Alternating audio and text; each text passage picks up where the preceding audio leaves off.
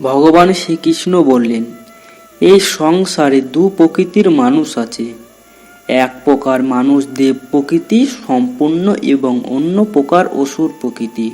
পূর্ব জন্মের সুকৃতি ও দুষ্কৃতির ফল অনুযায়ী মানুষ দেব ও অসুর প্রকৃতি সম্পূর্ণ হয়ে জন্মায়। দেব প্রকৃতির মানুষ সত্য পরায়ণ, ক্রোধ শূন্য, ত্যাগ, দয়া, ক্ষমা প্রভৃতি গুণের অধিকারী। তারা নির্ভীক ও দানেই তাদের পরিতৃপ্তি। যোগ্য তপস্যা দিতেই তারা আনন্দ লাভ করে থাকেন। পক্ষান্তরে দাম্ভিকতা, ক্রোধ, অভিমান এসব হচ্ছে অসুর প্রকৃতির মানুষের চিরসহচর। অসুর প্রকৃতির মানুষেরা ন্যায় অন্যায় মেনে চলে না। তারা ঈশ্বরে অবিশ্বাসী, কাজ ও কামাসক্ত। পৃথিবীর সকল বস্তুই তারা ভোগের সামগ্রী মনে করে থাকে। ভোগে বাধা প্রাপ্ত হলেই তারা ক্রোধ হয়ে ওঠে। ভক্তিবিহীন অসুর প্রকৃতির মানুষেরা সকল কাজে আড়ম্বর প্রিয়। অসুর প্রকৃতির মানুষ মৃত্যুর পর নরকগামী হয় এবং সেখানে নানা দুর্ভোগ সহ করার পর পুনরায় পৃথিবীতে জন্মগ্রহণ করে থাকে।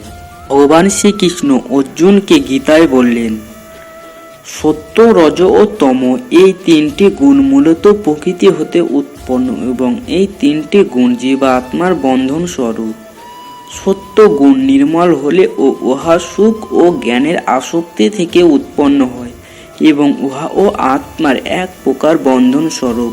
কামনা ও ভোগাসক্তি থেকে রজগুণের উৎপত্তি। উহা জীব আত্মাকে কর্ম ও তার ফলের আসক্তি দ্বারা বন্ধন করে। এছাড়া অজ্ঞান থেকে তমগুণের উদ্ভব। উহা জীব আত্মাকে নিদ্রা, আসল ও প্রমাদ দ্বারা আবদ্ধ করে। প্রকৃতিজাত এই তিনটি গুণ প্রতিটি জীবের মধ্যেই দিব্যমান এবং এরা পর্যায়ক্রমে জীবের মধ্যে ক্রিয়াশীল হয়ে ওঠে। তাই জীব দেহে কখনো সত্যগুণের প্রাবল্য, আবার কখনো রজগুণের এবং তারপর তমগুণের প্রাবল্য দেখা দেয়। যখন যে গুণের প্রাবল্য দেখা দেয় তখন অন্য দুটি গুণ জীব দেহে স্তিমিত থাকে। গুণের প্রাবল্য তার কারণে দেহে তার প্রভাবও ভিন্নতর হয়ে থাকে। যেমন সত্য গুণের প্রাবল্য প্রাধান্য দেখায় তখন জীব সৎকাজ ও সুখে আসক্ত হয়। আবার রজগুণের প্রাবল্য বশতঃ জীব কর্মে আসক্ত এবং তমগুণের কারণে জীব পাশবিক ও প্রমাদে আসক্ত হয়ে পড়ে। কিন্তু মোক্ষ লাভ বা ব্রহ্ম প্রাপ্তির জন্য জীবকে অবশ্যই এই তিন গুণের ঊর্ধ্বে উঠতে হবে। পরমেশ্বর ভগবান ত্রিগুণাতীত, সে কারণে গুণাতীত ঈশ্বরকে পেতে হলে বা মোক্ষ লাভ করতে হলে মানবকে অবশ্যই এই তিন গুণের অতীত অবস্থায় উন্নীত হতে হবে। সেটাই জীবের সাধনার চরম ও পরম প্রাপ্তি। এইভাবে ভগবান শ্রীকৃষ্ণ অর্জুনকে উপদেশ দান করেছেন। যখন সংসারে দেখার মতো কিছুই থাকে না, তখন মানুষ ঈশ্বরের দিকে দৃষ্টি নিক্ষেপ করে। যদি কোনো অঘটনার মানুষ ভয় প্রাপ্ত হয় তবে তার পরাজয় হয়, আর যে মানুষ সব হারিয়ে ও শান্ত আর একাগ্র থাকে সেই জয়ী হয়। বাস্তবে না পরিচয় মানুষের দেহের সাথে যুক্ত থাকে না, তো সম্পর্কের ভিত্তি তার দেহের সাথে যুক্ত থাকে। মানুষের স্বভাব, তার আচরণ আর তার কার্যই তার পরিচয়। দান তাকেই বলে যাতে দানি হারায় আর যাচক প্রাপ্তি লাভ করে, কিন্তু বলিদান সেটাই হয় যা দানি দেয় আর সমস্ত জগৎ প্রাপ্ত করে। সময় কখনো মানুষের নির্দিষ্ট পথে চলে না। মনুষ্যকে সময়ের নির্দিষ্ট পথে চলতে হয়। ধর্মের উপদেশ দেওয়া যায়, কিন্তু আদেশ কিছুতেই দেওয়া যায় না। সকলকে নিজের ধর্ম স্বয়ং নিশ্চিত করতে হয়।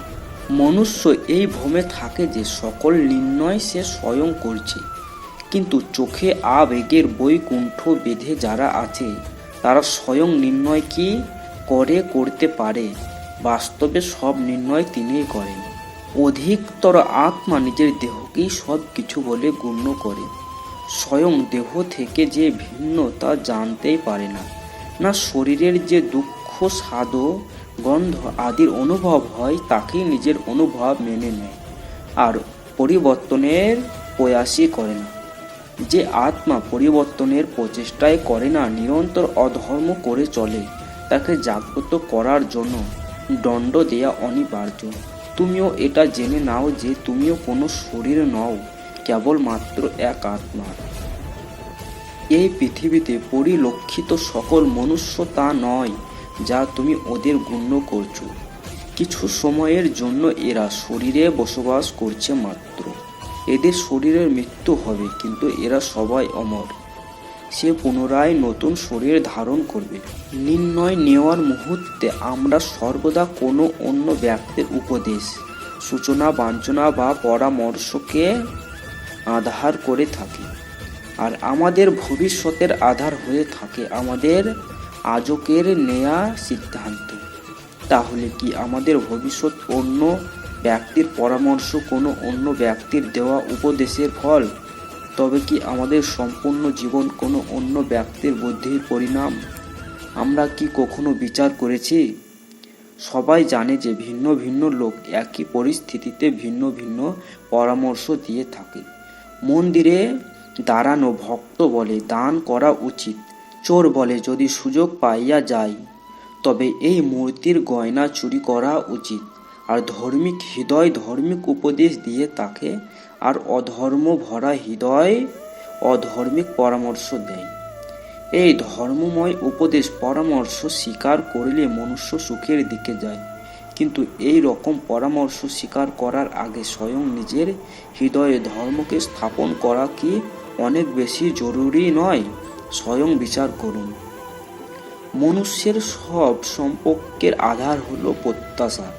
পতি কেমন হবে যে আমার জীবন সুখ আর সুবিধার ভরে দেবে? পত্নী কেমন হবে যে সর্বদা আমার প্রতি সমর্পিত থাকবে? সন্তান কেমন হবে যে আমার সেবা করবে, আমার আদেশ মেনে চলবে? মনুষ্য প্রেম তাকেই দিতে পারে যে তার প্রত্যাশা পূরণ করতে পারে, আর প্রত্যাশার নিয়তি হচ্ছে ভঙ্গ হওয়া। কিভাবে? কারণ প্রবল ইচ্ছা থাকলেও কোনো মানুষ কারোর সকল প্রত্যাশা পূর্ণ করতে পারে না, আর তার থেকেই জন্ম নেয় সংঘর্ষ। সকল সম্পর্ক সংঘর্ষে পরিণত হয়ে যায়। কিন্তু মানুষ যদি প্রত্যাশাকে সম্পর্কের আধার না বানায় আর স্বীকার করে যে কেবল সম্পর্কই মূল আধার, তবে কি জীবন আপনা থেকে সুখ আর শান্তিতে ভরে যাবে না? স্বয়ং বিচার করুন। যখনই মানুষের জীবনে কোনো বিরূপ পরিস্থিতি আসে, মানুষ তখনই ঈশ্বরের কাছে প্রার্থনা করে, ঈশ্বরের সম্মুখে নিমিত্ত করে যেন সে পরিস্থিতি থেকে নিস্তার পায়। কিন্তু এই প্রার্থনার বাস্তবিক রূপ কেমন হয় সেটা কি আমরা কখনো বিবেচনা করেছি? প্রার্থনার অর্থ হলো নিজের সমস্ত আকাঙ্ক্ষা, সমস্ত চিন্তা, সমস্ত সংকল্প, সমস্ত পরিকল্পনা ঈশ্বরের চরণে দান করা। অর্থাৎ নিজের কর্মের ফল কি হবে সেই নিয়ে চিন্তা না করে ধর্মের অনুরূপ কর্ম করা। ঈশ্বরের পরিকল্পনাকে নিয়তি বলে মেনে নেওয়া, সেটাই তো প্রার্থনা, তাই না? কিন্তু ঈশ্বরের সমস্ত পরিকল্পনা বোঝাটা সম্ভব কি? সেসব পরিকল্পনা তো আমাদের কর্মের পরিণাম স্বরূপ প্রকাশ পায় সর্বদা। কিন্তু যদি কেউ সর্বকর্মকে ত্যাগ করে, সেটা কি প্রকৃত প্রার্থনা? বাস্তবে কর্মই জীবন, আর ফলের প্রতি মোহ না করাই সত্যিকারের প্রার্থনা।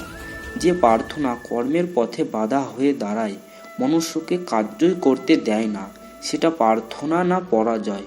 স্বয়ং বিচার করুন।